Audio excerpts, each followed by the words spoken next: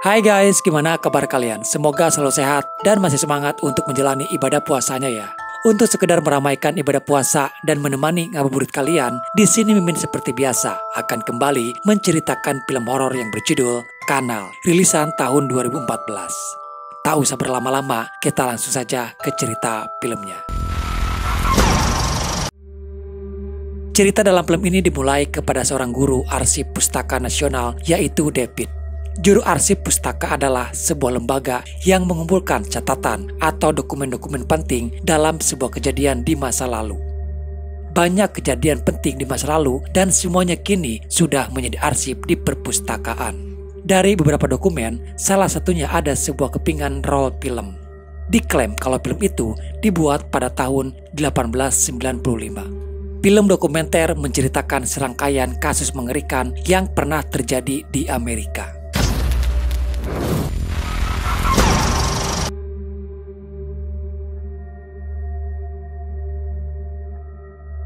Lalu cerita berlanjut kepada David dengan istrinya yang sedang hamil, yaitu Alice. Pada hari itu mereka berdua ada janji untuk bertemu dengan seseorang penjual rumah. David dan Alice berencana akan membeli sebuah rumah. Rumah tua yang sangat terawat dan layak untuk menjadi pertimbangan David. Mereka berdua dipersilakan untuk masuk dan melihat keadaan di dalam rumah.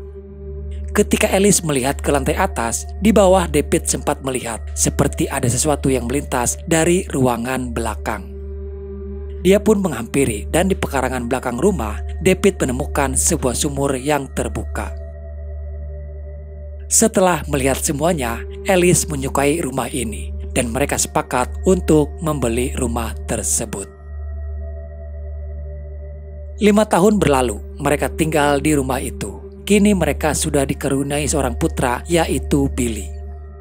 Pada malam itu Billy terbangun dan membangunkan David. Dia berkata kalau mendengar ada suara-suara aneh di dalam rumah. Dia juga meminta kepada David untuk mengantarkan ke kamar mandi. Billy sempat memberitahukan kalau ada sesuatu yang bersembunyi di dalam kegelapan. Entah itu apa, tapi Billy bisa merasakannya. David tidak terlalu menanggapinya karena dia pikir mungkin itu hanyalah hayalan dari seorang anak kecil saja. Dia hanya mencoba untuk menenangkan David kalau di rumah ini tidak ada apa-apa. Rutinitas dalam keseharian, sebelum berangkat kerja, David selalu mengantarkan Billy ke sekolah. Rumah mereka yang persis berada di saluran air sungai. Menjadi sebuah pemandangan yang cukup menarik jika dilihat pada pagi hari. Dan di pertengahan jalan, Billy berhenti. Dia menunjukkan kepada David sebuah toilet umum yang sudah terbengkalai. Billy mengatakan, menurut cerita dari teman sekelasnya, kalau di dalam toilet itu ada hantunya. Billy penasaran dan meminta kepada David ingin masuk ke dalam kamar toilet itu. Tapi David melarang karena toiletnya yang terlihat sangat kotor.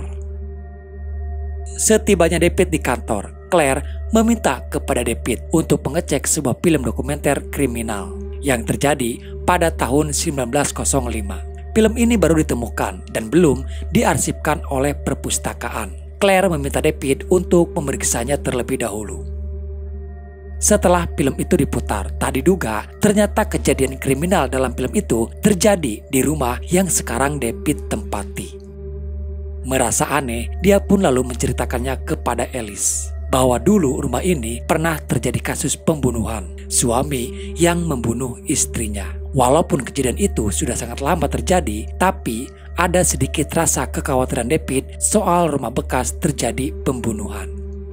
Pada malam itu mereka berdua akan menghadiri acara undangan pesta yang diadakan dari kantor tempat Alice bekerja. Mereka juga memanggil babysitter, yaitu Sophie, untuk menjaga Billy di rumah. Dalam pesta itu dihadiri oleh beberapa klien Alice. Tak lama datang seorang pria menghampiri. Terlihat sepertinya pria itu sudah kenal dekat dengan Alice. Dia mengajak Alice untuk menemui orang penting, dan Alice harus menemui orang tersebut. Dia meminta izin kepada David untuk menemuinya sebentar saja. David yang hanya mengantar Alice dan tidak tahu dunia kerja Alice tanpa bisa menolak, David pun mengizinkan, walaupun sebenarnya David tidak menyukainya. Mulai ada rasa cemburu ketika David melihat dari kejauhan Alice mengobrol asik dengan kliennya itu. bahkan ada sentuhan tangan laki-laki itu ke panggulnya Alice. Tak lama setelah itu Alice kembali. Dia beralasan hanya mengobrol soal kerjaan saja.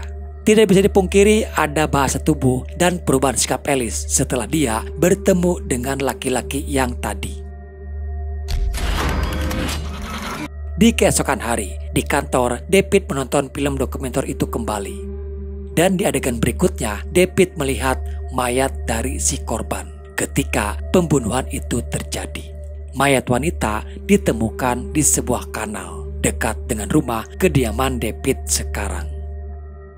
Disinilah keanehan mulai terjadi kepada David. Film itu mempengaruhi pikirannya. Tiba-tiba David diperlihatkan kepada apa yang dulu terjadi di rumah ini. Entah kenapa bayangan itu bisa muncul dan seperti nyata ada di hadapan David. Tak hanya itu, David juga diperlihatkan seorang pria tak dikenal yang terus melihat ke arahnya.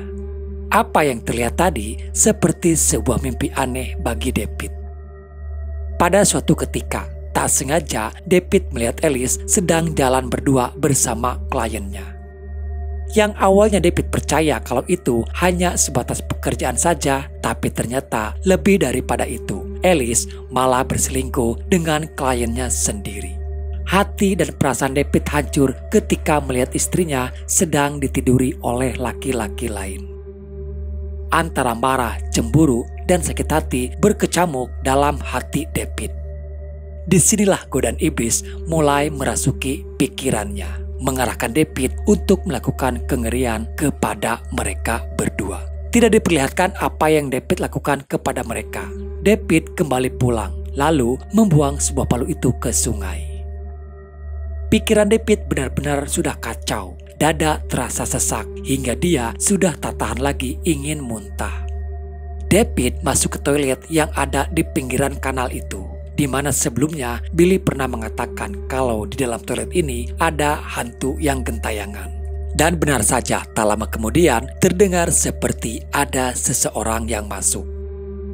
David menutup pintu toilet. Terlihat kaki dari seseorang ada di hadapan pintu. Dan dia terheran kenapa orang itu hanya terdiam di sana. David hanya fokus melihat sesosok tangan di atas dinding.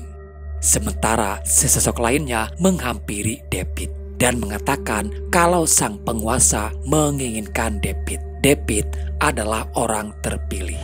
Pada malam itu David benar-benar dibuat tidak sadarkan diri. Terlintas dia melihat Alice berada di pinggiran sungai, berteriak meminta tolong. Setelah itu, dia sudah tak ingat apa-apa lagi. Di pagi hari, dia baru teringat kalau Alice sudah tidak ada di rumah. Mencoba menghubungi handphonenya, namun sudah tidak aktif. David melaporkan hilangnya Alice kepada pihak polisi. Setelah menelusuri kronologi kejadian, tim dan beberapa polisi dikerahkan untuk mencari keberadaan Alice. Dan setelah beberapa hari melakukan pencarian, akhirnya Alice ditemukan di sungai. Namun sudah dalam keadaan meninggal dunia. Dari hasil pemeriksaan, tidak ditemukan indikasi atau ciri-ciri Alice dibunuh. Pihak dokter memastikan kalau Alice tewas karena kecelakaan. Kemungkinan Alice terpleset dan terjatuh ke dalam sungai. Tapi kasus kematian Alice belum berhenti karena tidak adanya bukti yang kuat. Polisi masih terus menyelidiki kenapa Alice bisa sampai terjatuh ke sungai. Sementara David sendiri antara sadar dan tidak sadar pada malam itu. Dia menceritakan kejadian pada malam itu kepada Claire, teman sekantornya. Yang dia ingat terakhir melihat Alice masuk ke rumah kliennya. David melihat mereka berdua berselingkuh. Tapi David meyakinkan kepada Claire kalau dia tidak melakukan apa-apa kepada mereka berdua. Lalu David pergi dari sana sampai dia mengalami kejadian aneh, yaitu bertemu dengan pria misterius di dalam kamar toilet. Dan setelah dia bertemu dengan pria misterius, terlintas David sempat melihat ada seseorang mendorong Alice ke dalam sungai. Tidak begitu jelas, namun David merasa kalau pria misterius itulah yang telah membunuh Alice. David sengaja tidak menceritakan ini kepada pihak kepolisian karena dia sendiri tidak ingat wajah dari si pria misterius itu. Satu-satunya cara untuk mencari kebenaran, David harus mencari keberadaan pria misterius tersebut. Penyelidikan pun dimulai. Dari hasil investigasi, David menemukan ada kesamaan pola soal kematian Alice dengan apa yang terjadi di film dokumenter yang dia lihat sebelumnya. Di awal kita tahu film dokumenter itu menceritakan kasus pembunuhan suami yang membunuh istrinya. Dan kejadian itu sama persis dengan apa yang sekarang terjadi kepada Alice. David menjadi penasaran. Dia kembali melanjutkan menonton film itu. Semakin dia menonton filmnya, David mendapatkan beberapa petunjuk dan mengarahkan David kalau ada sesuatu di dalam rumah yang sekarang dia tempati. Di balik tembok rumah, David mendengar seperti ada suara seseorang. David mencoba melubangi tembok itu, dan di sana yang ada hanya ruangan kecil tanpa ada apapun. Ada yang menarik David untuk melihat ke pekarangan rumah belakang. Sesampainya di sana, dia dikejutkan melihat pria misterius itu ada di kamarnya Billy. David bergegas kembali, takut terjadi sesuatu kepada Billy. Tapi pada kenyataannya, di sana tidak ada apa-apa.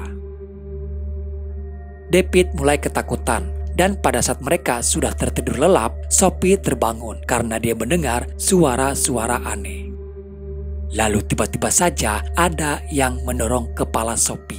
Sophie sangat ketakutan karena di sana tidak ada siapa-siapa. Tak lama David datang langsung menarik dan membawa Sophie keluar dari kamar. David memasukkan Sophie bersama Billy ke sebuah kamar dan menyembunyikan mereka berdua di sana. Setelah memeriksa seisi rumah dan memastikan di sana aman, David kembali mengeluarkan mereka berdua. Ternyata gangguan itu tidak hanya terjadi kepada David. Sophie sendiri merasakan keanehan yang terjadi. Di pagi hari saat David jalan-jalan di pinggir sungai bersama Billy.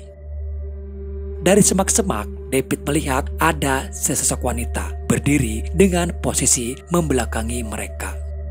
Anehnya di sini hanya David yang bisa melihat sesosok wanita itu.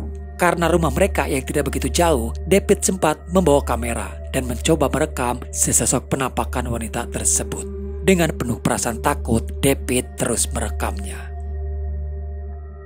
Seiring berjalannya waktu, bayang-bayang itu terus menghampiri David. Sampai-sampai David bermimpi diperlihatkan kejadian satu keluarga yang dulu pernah menempati rumah ini. David melihat ketika suaminya membunuh istrinya sendiri.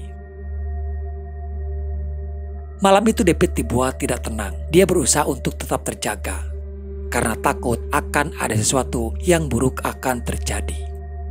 Namun dalam lamunannya seperti ada yang mengarahkan David menuju ke sebuah lubang di tembok yang sebelumnya tembok itu sudah dia lubangi. David menemukan sebuah album foto. Terlihat kalau itu adalah foto keluarga yang dulu pernah tinggal di sini. Dari foto itu juga dia melihat mereka seperti sedang melakukan sebuah ritual pemujaan setan. Tak lama terdengar ada suara aneh. Dan saat David memeriksanya, di lantai sudah ada bekas jejak kaki dari seseorang. Jejak kaki itu mengarahkan David kepada sebuah sumur yang ada di belakang rumah. Seperti ada dorongan kuat untuk David memasuki sumur tersebut. Setelah ditelusuri, sumur itu adalah sumur pembuangan, mengarah ke sungai yang ada di dekat rumahnya. Selain itu, David juga melihat ada jalan lain. Di sana David menemukan sebuah tumpukan. Dan betapa terkejutnya David ketika melihat ada sebuah boneka santet. Karena kaget, spontan David membuang bonekanya ke dalam sungai. Tak lama terlihat sesosok tangan yang keluar dari dalam sungai. David berlari kembali pulang. Tak lama Claire datang. Sebelumnya David sudah meminta kepada Claire untuk melihat penampakan sesosok wanita yang sudah dia rekam. David ingin memberitahukan kalau apa yang dia lihat selama ini bukan hanya halusinasi saja. Dan memang benar penampakan sesosok yang direkam David pada tempo hari berhasil terekam oleh kamera. Namun entah kenapa Claire menjadi sangat ketakutan ketika penampakan sesosok wanita itu semakin mendekat. Di lain sisi mereka tak sadar kalau ada sesosok makhluk yang keluar dari lubang tembok itu dan langsung menyerang Claire. David tak bisa berbuat apa-apa ketika makhluk itu menarik Claire.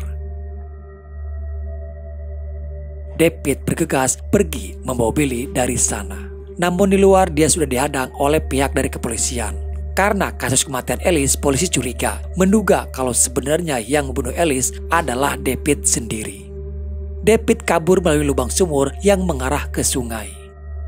Dari dalam sana, David akhirnya diperlihatkan semua apa yang sebenarnya terjadi. Memang benar Alice dibunuh oleh David sendiri. Ada sesosok lain yang mempengaruhi pikiran David, hingga David tak sadar kalau dia sudah melakukan kejahatan kepada Alice. Tak jauh dari sana David bertemu dengan sesosok arwah gentayangan Alice. Arwah Alice menuntut dan mengejar David. Namun sayang, jalan itu buntu, memaksa David bersama Billy harus berenang untuk melaluinya. Ketika David berusaha untuk berenang ke permukaan, tiba-tiba ada sesosok tangan menarik kakinya. Naas, David menghilang dan tidak pernah kembali. Sementara Billy masih bisa terselamatkan karena dia ditolong oleh polisi yang mengejar mereka. Setelah kejadian itu berlalu, Billy kini dirawat oleh neneknya. Namun, bayang-bayang itu masih terus mengejar Billy. Pada hari itu terakhir kalinya Billy berada di rumah untuk mengambil barang-barangnya. Dan dia akan tinggal di rumah neneknya. Ada bisikan dari David untuk Billy ikut bersamanya. Dan saat dalam perjalanan tak pernah diduga bisikan tersebut mengarahkan Billy meloncat dari dalam mobil. Hingga akhirnya Billy pun meninggal dunia. Oke guys, jadi itulah alur cerita filmnya. Cerita dalam film sebenarnya cukup kompleks, di mana sebenarnya iblis hanya memanfaatkan David yang terbakar api cemburu hingga dia tidak bisa mengendalikan diri. Dan dengan mudah si iblis mengendalikan David.